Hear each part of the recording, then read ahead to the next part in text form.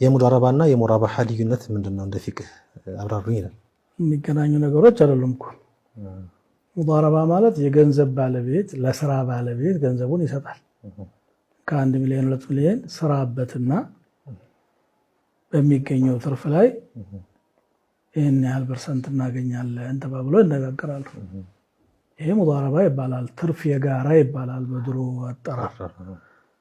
ይሄ ነው ሙዳረባ ማለት። ሙራባሃ ማለት ደግሞ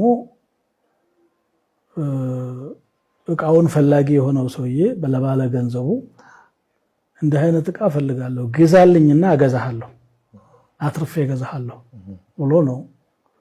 ሙራባሃ ማለት እኮ ማታረፍ ማለት ነው ቃል በቃል ትርጉሙ ሙፋዓላ ነው። ስለዚህ የገንዘብ ባለቤት ለምሳሌ ባንኮች ገንዘብ አላቸው ብለን እንውሰድና ያው ሙራባሃ እየተሰራ ያለው ከነሱ ጋር ስለሆነ በአብዛኛው እቃ ፈላጊው አካል የሚፈልገውን እቃ ይናገራል፣ የት ቦታ እንደሚገኝ ይጠቁማል፣ ፐርፎርማንስ ይሉታል። ከዛ በኋላ ያንን እቃ ለሱ ይገዙለታል ማለትም ለባለ እቃው ገንዘቡን ይከፍላሉ ማለት ነው። አሁን ለሱ ሲሸጡለት ተጨማሪ ዋጋ ጨምረው ነው ለነሱ ትርፍ እሱ ነው።